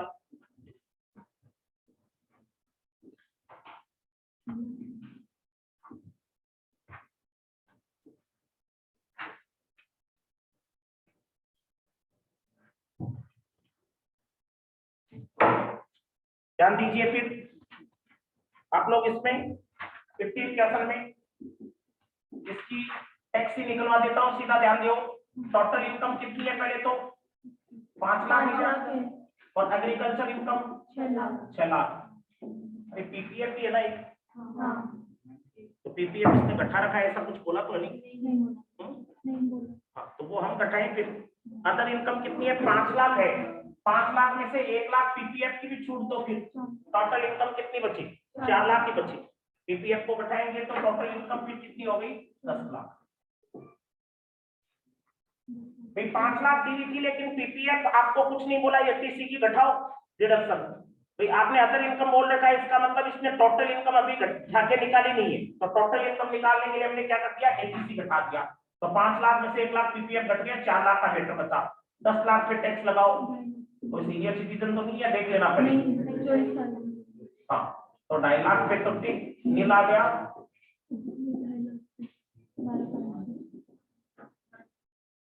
5 लाख, फिर अगले 5 लाख पे 1 लाख, 1,12,000 टोटल टैक्स आ गया 1,12,500।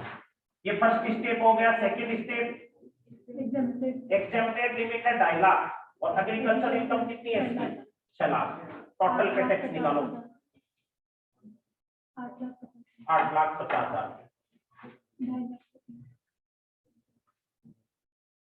सुन के 2.5 लाख पे नील, अगले 2.5 लाख पे 5%, फिर कितने बचे, 3.5 लाख पे 20%, 70,000। टोटल टैक्स आ गया 82,500।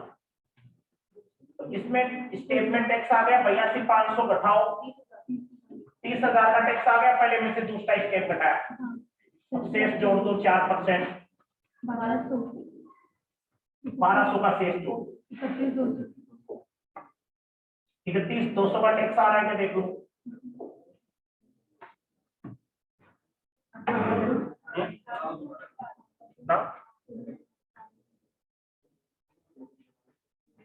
रिबेट मिलेगी सर, रिबेट नहीं दिया आपने। 5 लाख है रिबेट मिलेगी। एक रिबेट भी मिलती, इसको 4 लाख की इनकम होगी ना, हाँ, तो रिबेट भी देते। रिबेट देना कितनी आएगी, 400। रिबेट कितने की दोगे, 12,500। फिर कितना बचा, 17,500। 17,500 तो बचा, 18,200। फिर शेष जोड़ो, 700, 700, 18,200। टोटल आ जाएगा 18,200। 18,200 आना चाहिए, 18,200 पे आ रहा है। तो छोटी गलती से भी भारी फर्क पड़ जाता है ना। टोटल इनकम 4 लाख की 30 बाई की, तो अब देखो ये डिडक्शन जो है रिबेट वाली भी देनी पड़ेगी। अब देखो थोड़े सवाल आपको कुछ ज्यादा ही छोटे आ रहे हैं, सोल्व क्या सन से, जैसे एग्जाम में तो कम ही आते हैं, बड़े हो गए ना ज्यादा ही, लेकिन इससे क्या ज्यादा नॉलेज होगा, अच्छा है। चैप्टर की एक्सरसाइज भी क्या बहुत इंटेलिजेंट बच्चे होते हैं ना, वही कर पाते हैं, तो आप लोग इंटेलिजेंट बच्चों में हो, लेकिन इसके टेस्ट में तहस नहस हो जाते हैं, थोड़ा टाइम क्या इसमें ज्यादा लगता है। आपको अगर 1 मिनट एक सवाल की देवे तो इसमें नहीं हो पाती, तो आपको 2-2 मिनट देंगे इस टेस्ट में। ऑफलाइन दोगे तो भी 2 मिनट ही देंगे, एक क्वेश्चन ले लो, मैं दूंगा आपकी बात। 16 क्वेश्चन देखिए अगला, इसमें है Vaishali employed in A private sector company furnish the following information, उसकी इंफॉर्मेशन दी हुई है। इनकम फ्रॉम सैलरी कंप्यूटेड, ये लफड़ा नहीं है, फिर कंप्यूट कर दी। सेविंग बैंक इंटरेस्ट, कौन से हेड की इनकम है? इंटरेस्ट मिला है पहले, अदर सोर्स में आता है इनकम। फिर सेविंग बैंक की छूट भी मिलती है टीटीए की। Tax on non monetary perquisites paid by employer, ये स्पेशली केस खेला है, देख लेंगे बताएंगे। Amount contributed by her during the year are given below, उसका कंट्रीब्यूशन किस किस चीज में है? कंट्रीब्यूशन टू आरपीएफ, आरपीएफ में उसने कुछ जमा कराया है, हेल्थ इंश्योरेंस प्रीमियम भी जमा कराया है, मेडिकल एक्सपेंडिचर किया है डिपेंडेंट सिस्टर का। बताइए टोटल इनकम क्या है वैशाली की? पूछी तो टोटल इनकम ही है, वैसे टीआई निकाल देते हैं इसकी। सैलरी की इनकम कितनी है? 3,45,000 कंप्यूटेड है, ये लफड़ा नहीं है। अदर सोर्स की एक इनकम है, ध्यान दो। अदर सोर्स में सेविंग इंटरेस्ट है, सेविंग बैंक का इंटरेस्ट कितना है? 15,000। तो ये क्या इनकम और कुछ है? Tax on non monetary perquisites paid by employer, एक लाइन दी हुई है। हाँ सुन लो, आप लोग थोड़ा सा कम बोला तो इसमें सीधी जाती है आवाज। देखो टैक्स ऑन नॉन मॉनेटरी प्रिक्विजिट्स, ये सैलरी हेड में आता है, और सैलरी हेड में जो है अपने ये लाइन सीधी सीधी लिखी हुई है कि ये इनकम एग्जेम्प्टेड होगी। मेरा टैक्स मेरे मालिक ने अगर दे दिया तो उसके बारे में वहां लिखा हुआ है कि ये एग्जेम्प्टेड होगा अगर टैक्स ऑन नॉन मॉनेटरी प्रिक्विजिट्स है। गैर मौद्रिक सुविधाओं पे अगर कंपनी ने टैक्स दिया है तो एम्प्लॉय के लिए वो क्या है? एग्जेम्प्टेड है, तो उसका कुछ नहीं करना फिर, तो ये लाइन भूल जाओ। तो फिर ये तीन ही थी इनकम, तो नीचे तो कंट्रीब्यूशन दे रखे हैं खर्चे, तो ये दोनों इनकम जोड़ दो 360, ये तो क्या हो गई? जीटीआई। अब इसको छूट किस किस चीज की देंगे वो देखिए। कंट्रीब्यूशन क्या क्या किया है? कंट्रीब्यूशन टू आरपीएफ, इसने एम्प्लॉय ने कंट्रीब्यूशन किया आरपीएफ में, तो कौन सी छूट दे देंगे? एटीसी। कितना कंट्रीब्यूशन किया है? 60,000, तो एटीसी की छूट दे देंगे इसके लिए। Health insurance premium paid on self paid by cross cheque, health insurance premium की छूट कौन सी सेक्शन देती है? 80D। खुद का कराया अधिकतम 25,000 तक की देती है ना, वो भी चेक से होना चाहिए, अकाउंट पे या चेक या और कोई तरीके से। कितना जमा कराया? 7,000, पूरे 7,000 की दे देंगे। एक मेडिकल एक्सपेंडिचर और किया इसने for dependent sister with disability, disability वाली सिस्टर है। 80DD में फैमिली की डेफिनेशन में आती है या सिस्टर आती है? डिसेबल चाइल्ड, डिसेबल वाली जो डेफिनेशन है उसमें डिपेंडेंट की डेफिनेशन में कौन आता है? स्पाउस, चिल्ड्रन, ब्रदर, सिस्टर और पेरेंट, तो सिस्टर भी आ जाएगी। डिपेंडेंट सिस्टर है, डिसेबल है, डिसेबल की छूट 75,000 की मिलती है या 1.25 लाख? तो यहाँ पे कोई सीरियस बता नहीं रखा केस की भी अपने सेवर डिसेबिलिटी है क्या, तो 75,000 की डिडक्शन 80DD। तो पहले तो डिडक्शन देंगे 80D, 80D की कितना की? 7,000 का मेडिकल इंश्योरेंस। फिर दे देंगे 80DD, 80DD में 20 की नहीं 75,000 की देंगे। फिक्स डिडक्शन मिलती है ना उसमें, खर्चे से कोई मतलब ही नहीं है। और कौन सी बाकी रह गई? 80 टीटीए की भी देंगे, वो मिलती है सेविंग बैंक के इंटरेस्ट पे, और अधिकतम कितनी? 10,000, तो 10,000 की रखाएंगे। 80C पीपीएफ की मिल गई, पीपीएफ नहीं आरपीएफ है, आरपीएफ की मिल गई। 80D मिल गई, खुद का इंश्योरेंस करवाया मेडिकल इंश्योरेंस 25,000 तक। 80DD कोई डिपेंडेंट डिसेबल होता है तो उसके लिए फिक्स मिलती है 75,000, और टीटीए की सेविंग बैंक के इंटरेस्ट की ये 15,000 था, लेकिन 10 की मिलती है। बताओ 2,08,000 ये आ गई टीआई टैक्सेबल। तो सवाल को अगर पेशेंसली करोगे तो ये बड़े सवाल भी इजीली हो जाएंगे। 17वां क्वेश्चन देखिए। Manisha employed in A private sector company furnish following information for the year ended. आपको कुछ मनीषा की सूचनाएं दी हुई है, सेंसी लग रही है काफी। Income from salary, saving bank interest और इंटरेस्ट ऑन पीपीएफ। फिर नीचे अमाउंट कंट्रीब्यूटेड, ये खर्चे दे रखे हैं। एलआईसी प्रीमियम चुकाया खुद की लाइफ पे, पॉलिसी ली हुई है 1 अप्रैल 20 की, और हेल्थ इंश्योरेंस प्रीमियम चुकाया क्रॉस चेक से। रिपेमेंट ऑफ हाउसिंग लोन चुकाया along with interest of self occupied house 45,000, जिसमें प्रिंसिपल है 15,000 का और इंटरेस्ट है कितने का? 30,000। तो total 45,000। Compute the total income, आपको टोटल इनकम पूछी है। थोड़ा सा इसमें लफड़े का सवाल है, आपको मैं बता देता हूँ। देखो इसमें हेड कितने आप लोगों को पता चल रहा हो, तो एक तो कौन सी इनकम दे रखी है, सैलरी की, इनकम फ्रॉम सैलरी। कितनी है सैलरी की, 3,55,000। और क्या दे रखा है, अदर सोर्स में क्या है, saving bank interest, saving bank का इंटरेस्ट 8,000। और interest on PPF other source में एग्जेम्प्टेड में आया था, याद हो, एग्जेम्प्टेड वाली लिस्ट का पहला नाम ये था, इंटरेस्ट ऑन पीपीएफ। फिर saving bank account post office का 3500 रुपया सिंगल जॉइंट का 7,000, याद आ रहा है कुछ, उसमें पहले नंबर पे ये आता था कि पीपीएफ का इंटरेस्ट एग्जेम्प्टेड होगा, तो ये लिखे ही नहीं, फिर तो लिखोगे तो एग्जेम्प्टेड कर दो इंटरेस्ट ऑन पीपीएफ। आता तो अदर सोर्स में था, लेकिन वो क्या हो गया, एग्जेम्प्टेड। फिर कितना आ गया टोटल, आप करोगे तो 363। हालांकि इसमें एक चीज और है, अभी मैं आपको बताऊंगा, वो छुपी हुई है, इसलिए टोटल चेंज करना होगा, एक बार लगाओ ही नहीं सकते।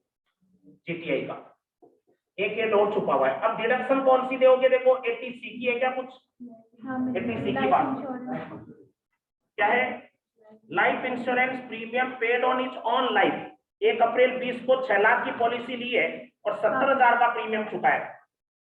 आपको याद हो तो 1 अप्रैल 12 के बाद अगर कोई पॉलिसी ली हो तो पॉलिसी का 10% ही मैक्सिमम प्रीमियम हो सकता है।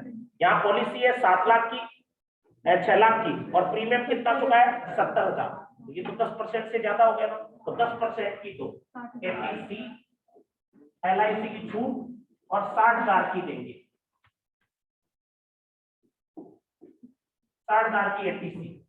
फिर आगे है LIC के बाद health insurance premium paid on self 25,000 cross cheque, तो ये भी छूट मिल जाएगी। हेल्थ इंश्योरेंस प्रीमियम की कौन सी छूट दोगे, 80D,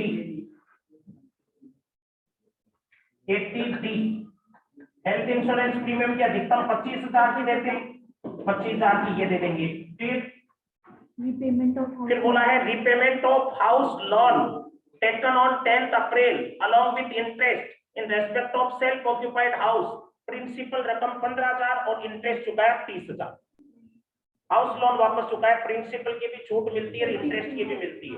अब बताओ प्रिंसिपल की कहाँ मिलेगी, पहले प्रिंसिपल जो चुकाते हैं उसकी 80C में नाम आता है, 5वां 6वां principal amount paid on house loan, तो 80C तो आपने पहले दे दी, और दे दो 80C किसके लिए, हाउस लोन कितना चुका है, 15,000, ये प्रिंसिपल चुका है, दे देंगे। इंटरेस्ट की छूट ये कहाँ मिलती है, इंटरेस्ट भी तो है ना 30,000, इंटरेस्ट की छूट 30,000।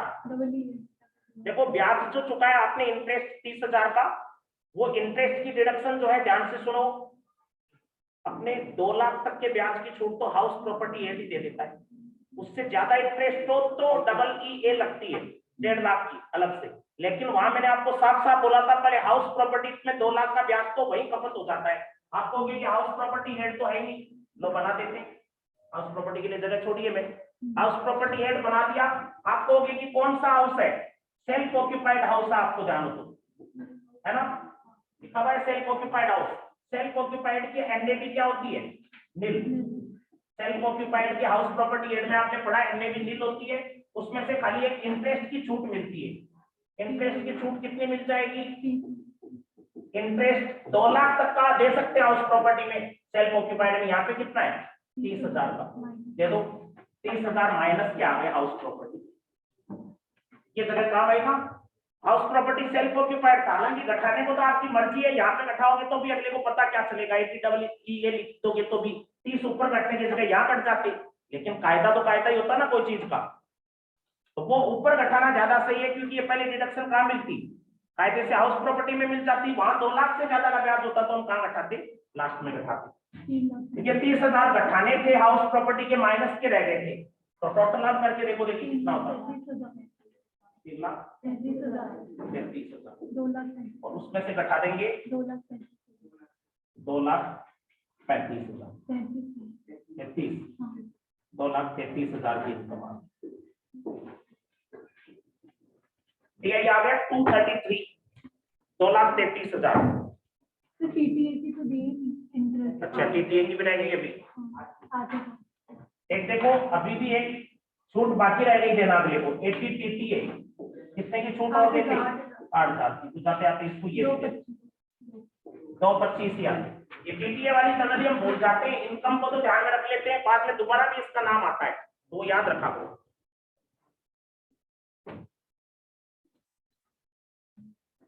क्या करवा दो, 5-7 सवाल है। करवा दो। 4 से होगा ब्रेक, बड़े सवाल है।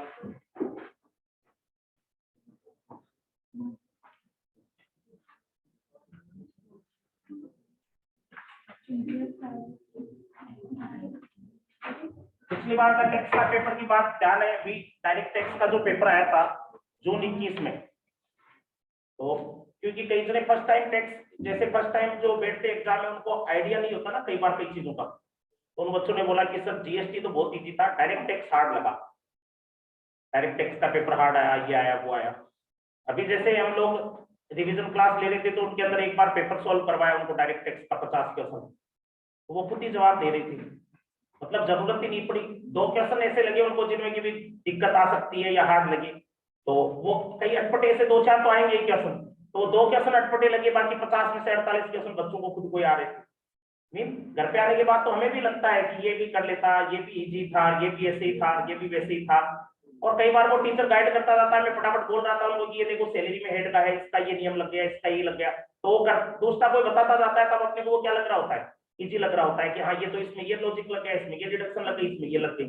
और रियल में कहने का मीन अगले ने आप भी पेपर देखा करो, पेपर देखोगे अगला कोई एक चीज को तो कवर करता नहीं कि एक ही टॉपिक में से बनाता, हर चीज में से डालता है कि 1-2 सवाल, कोई सा भी ऐसा टॉपिक नहीं छोड़ता जिसमें से एक भी क्वेश्चन नहीं आया। छोटे छोटे टॉपिक में से भी आपको क्या मिल जाएंगे, 1-2 क्वेश्चन आए हुए मिल जाएंगे। तो वो डिपेंड इस बात पे करता है कि आपको कोई टॉपिक आता है, कितना अच्छे से आता है या नहीं आता है, उस बात पे ज्यादा डिपेंड करता है। तो देखो इसमें अगला क्वेश्चन आपको 18वां जो आ रहा है, एक्स रेजिडेंट है, उसकी इनकम दे रखी है, salary income 5 lakh, LTCG land को बेचने के 2.5 लाख, एसटीसीजी इक्विटी शेयर को बेचा है, एसटीटी चुका के, ये 111 एक का हो गया 1.5 लाख। और अनएक्सप्लेन्ड इन्वेस्टमेंट, ये क्या है भाई, अनएक्सप्लेन्ड इन्वेस्टमेंट, ये वो चोरी की इनकम है, हाँ unexplained investment undisclosed. X claim an expenditure, x ने 15,000 के खर्चे का भी दावा किया for making such unexplained investment, कि वो जो 2 नंबर की इनकम है उसपे 15,000 का खर्चा भी किया है मैंने, कोई खर्चे की छूट नहीं मिलती। कल ही बताया था आपको परसों, स्पेशल इनकम जो थी ना उसमें 78% के टैक्स वाले में कोई रिबेट कोई डिडक्शन नहीं मिलेगी। You are required to determine his tax liability if he has not obtained, अगर इसने कोई सी सेक्शन काम में नहीं दी, 115 बीएससी का नहीं है। तो ये तो टैक्स निकालने का मामला है भाई, पहले टोटल इनकम भी निकालेंगे, लेकिन टोटल इनकम नहीं दे रही, सैलरी कितनी है 5 लाख, और सैलरी के बाद एलटीसीजी ये कितना है 2.5 लाख, और एसटीसीजी है स्पेशल वाला 111 ए वाला कितना 1.5 लाख, और अनएक्सप्लेन्ड इन्वेस्टमेंट, अनएक्सप्लेन्ड का अलग ही रखो आप, इसमें मत जोड़ा करो, मैंने आपको कहा था ना उस पर 78% अलग ही हिसाब रखो। ये कितना हो गया टोटल 9 लाख। ये जीटीआई आ गई, कोई डिडक्शन का भी मैटर है क्या, कोई पीपीएफ पीपीएफ कुछ नहीं किया इसमें, तो 9 लाख है। फिर इसने 115 बीएससी ले ली थी इसको, लेकिन अपने को क्या है, ये जीटीआई ये क्या होगी इसकी पीआई, नॉर्मल आप तो लगाओ स्लैब कितनी लग जाएगी 2.5 लाख पे, टैक्स में तो पूछा है निल, अगले 2.5 लाख पे 5%, फिर कितने बच गए 4 लाख, 4 लाख का 20%, पार्ट में 500, इस पे सब लगा दो पहले, वो अनएक्सप्लेन्ड का लास्ट में करेंगे सब, इस पे शेष भी जोड़ दो। क्या करवा दिया रे आपने, एलटीसीजी एसटीसीजी पे स्पेशल कौन लगाएगा, सोच तो रहे हो लेकिन बताते नहीं हो ना, तो क्या सवाल करवाते करवाते सुन आ गई, आप तो सोचते। देखो 9 लाख में से ये 2 तो स्पेशल रेट नहीं थी क्या, एलटीसीजी 20 और ये 15, तो इन 2 को तो अलग रखते, 9 में से 4 लाख अलग हो गए तो सैलरी की 5 लाख पे लगती स्लैब तो सब करवा दिया, आपके भरोसे ही होता है। तो रुके 2.5 लाख पे क्या हो गया, स्लैब लगा रहे हैं 2.5 लाख पे नील। अगले 2.5 लाख पे 5%, 5 स्लैब तो बस इतनी लगती। ये स्पेशल जो रेट वाली है वो देखते हैं जिसके बाद LTCG 2.5 लाख का 20%। सर यार रिबेट नहीं मिलेगा क्या? रिबेट सोचेंगे एक बार। STCG एक बार सारा टैक्स तो निकाल लें। 111 ए वाला ये 1.5 लाख का 15%, 1.5 लाख का 15%, 5,500 टोटल 85,000। अब तेरी देख रिबेट की बात आती है, रिबेट देते हैं टोटल इनकम को देख के, कितनी है टोटल इनकम 9 लाख। खाली सैलरी को देख के दे रहा है कि रिबेट? रिबेट किसको देखते हैं हमेशा? Total income. ये स्पेशल इनकम वगैरह शामिल रख करके देखी जाती है टोटल इनकम। कभी भी खाली स्लैब वाली इनकम को देख के मत दिया करो रिबेट की। स्लैब तो सब 5 लाख पे तो लगी है, स्लैब के अलावा भी तो इनकम है। तो स्पेशल वगैरह सारी मिला के देखो 9 लाख हो रहा है मामला, तो कहाँ रिबेट का बनेगा? शेष जोड़ो, शेष 4% कितना हो गया? 3400। कितना हो गया? 88,400। अभी देखो ये टैक्स जो आया 88,400, इसमें आपको 78% टैक्स उसका भी लेना है। एक अनएक्सप्लेन इन्वेस्टमेंट कितने के थे वो? 78% किसका? 2 लाख के थे क्या? वो भी ले, उसमें शेष वगैरह सब आ जाता है।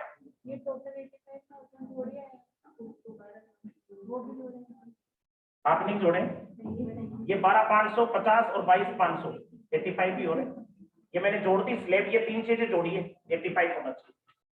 फिर ये देखो 78% जोड़ के मेरे को तो टोटल बताओ आप। 2,44,400 कितना टैक्स लिया होगा?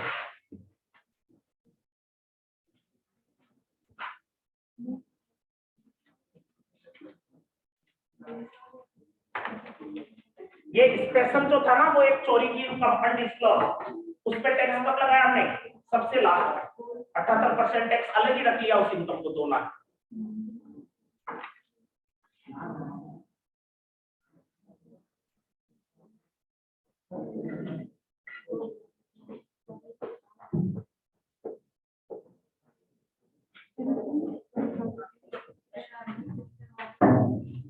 हाँ जी, 19वां question. During the year 2021 Basu ने 4 लाख रुपए जीते मोटर कार रैली में, out of which he deposited ₹1,50,000 in its PPF account. आपको देखो मैं एक चीज बता दूं, मोटर कार रैली में जीते ये क्या चीज में मानोगे आप? लॉटरी में जीतना, हॉर्स रेस, कैमल रेस, उनमें नहीं। मोटर कार रैली में जीतना ये देखो एक बिजनेस की इनकम मानी जाती है। ज्यादातर लोग इसको बिजनेस की इनकम मानते हैं। कहने का मतलब ये कैजुअल इनकम में शामिल नहीं हो, नॉर्मल स्लैब रेट वाली इनकम ही मान ली इसको। मोटर कार रैली का वहां कोई नाम भी नहीं आया, मैंने आपको जानू तो कोई नहीं आया लॉटरी में उसमें।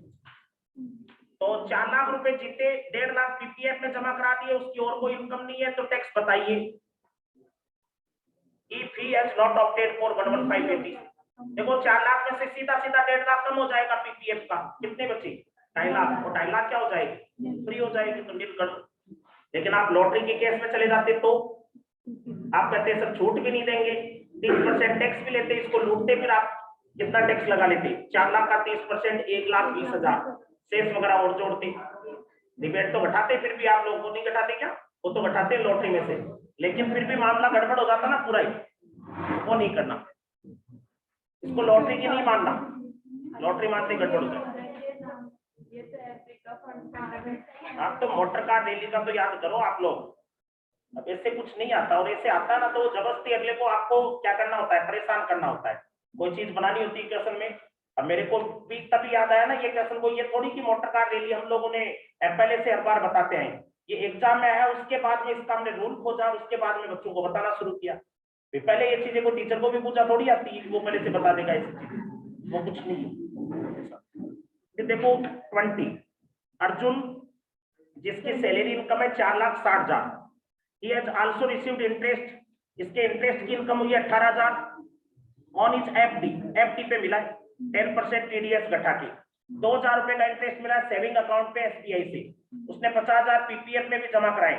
नेट इनकम टैक्स बताइए अर्जुन का अगर उसने 115 बीएससी काम में नहीं ले। तो देखिए पेशेंस से सुनना है, समझना है इन सवालों को। देखो 3-4 क्वेश्चन है, लेकिन आप ये मत सोचो कि भी जल्दी से जल्दी कर ले। देखो ये क्वेश्चन इस टाइप के आए हुए हैं। ऊपर वाला क्या था, वो भी आया हुआ था ना जून 15 में, और ये भी आया हुआ है जून 15 में। देखो इसकी सैलरी की इनकम कितनी देर की है, 4,60,000, और इंटरेस्ट की है वो किसकी इनकम हो गई, अदर सोर्स। इंटरेस्ट में एक तो इंटरेस्ट किस पे, एफडी पे, कितना है 18,000। उसको आपको याद होगा एफडी वगैरह पे, वहां पे मैंने कहा था 10% टीडीएस कटता है, और अगर कटा हुआ हो तो उसको ग्रोसअप करना चाहिए अदर सोर्स एड में, याद हो तो। जैसे इसमें बोला ना कि इंटरेस्ट मिला इसको कितना 18,000, और वो 10% टीडीएस घटा के, तो इसको 100% बनाओ, फिर कितना हो गया 20,000। और किस पे इंटरेस्ट मिला है, इंटरेस्ट ऑन सेविंग अकाउंट, वो कितना है 2,000। और कोई इनकम, बस इनकम तो यही है 4,60,000 तो सैलरी की इनकम है, 20,000 ये है, और 4,82,000 क्या आ गई जीटीआई। अब इसमें से 80C की कोई छूट है क्या, पीपीएफ की कितनी 50,000, और कोई छूट भी दोगे क्या इसको, जानते हो एक 80 टीटीए की छूट मिल जाएगी 2,000, कितना बचा 4,30,000। ये टैक्सेबल इनकम आ गई। अब इसका क्या पूछा इसने, टैक्स, तो टैक्स तो नील आना आपको पता होगा, 430 पे टैक्स निकालोगे तो भी वो रिबेट घट के 0 हो जाएगा, कोई स्पेशल तो नहीं ना इसमें टैक्स। तो 430 में जैसे 2.5 लाख पे क्या हो गया नील, ऊपर कितने बचे 180, 180 पे कितना टैक्स निकल जाएगा 9,000, 9,000 का ही तो आया, कुछ स्पेशल नहीं है तो 9,000 का टैक्स आ गया, रिबेट भी 9,000 की दे। 5 लाख से कम इनकम है 430, तो रिबेट देंगे, रिबेट भी 9,000, तो रिबेट देने के बाद इसका टैक्स हो जाएगा 0।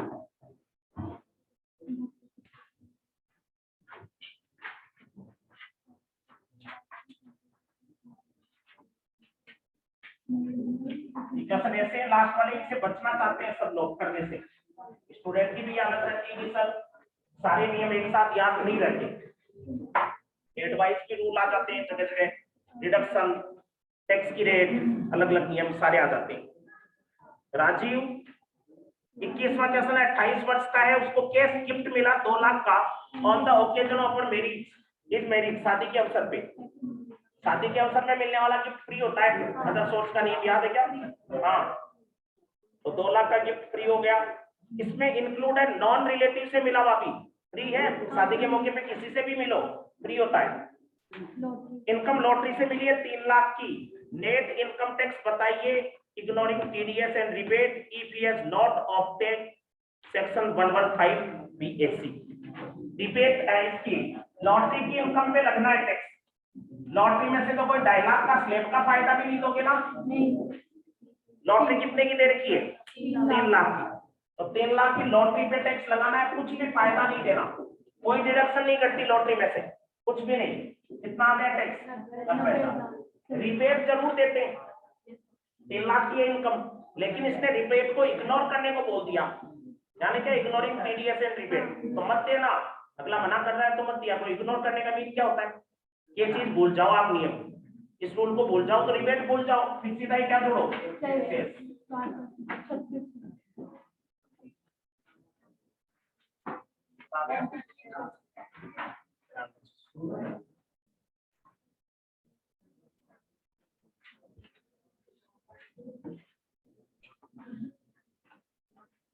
इनमें कोई एग्जाम में आया हुआ तो करो, वरना नहीं करना। 22, 23, 24 इन्हें नहीं करने, क्रॉस लगा।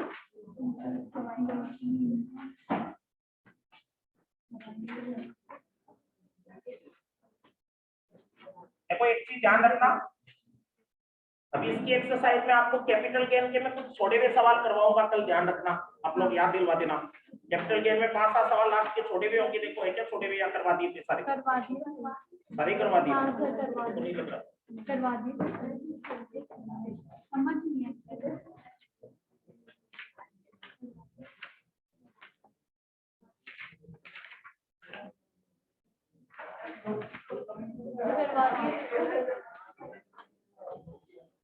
करवा दिए उनमें, लेकिन मैं एक दो में उनमें अभी वापस लॉजिक लगा के समझा दूंगा आपको। वो डायलॉग की कल बताई थी ना स्पेशल की भी स्लेब का फायदा देंगे एलटीसीजी में से, तो वो 2-4 सवालों में वहां काम आया था, लेकिन वहां तो आपने इसे ऊपर से समझा होगा, आपको पता ही नहीं था क्या रूल है। तो वो डायलॉग का 3 लाख का फायदा आपने ऐसे ही लगाया वहां पे, तो वो लॉजिक किन किन में लगा है वो क्वेश्चन आपको वापस बता दूंगा मैं, एलटीसीजी या कैपिटल गेन वाले चैप्टर में वही लगे और कहीं नहीं लगे। इसके बाद में अपना एचयूएफ का असेसमेंट शुरू हो जाएगा। ये एक्सरसाइज वापस निकालना, ठीक है ना, टॉपिक जो बताया इसको वापस देखना आप लोग।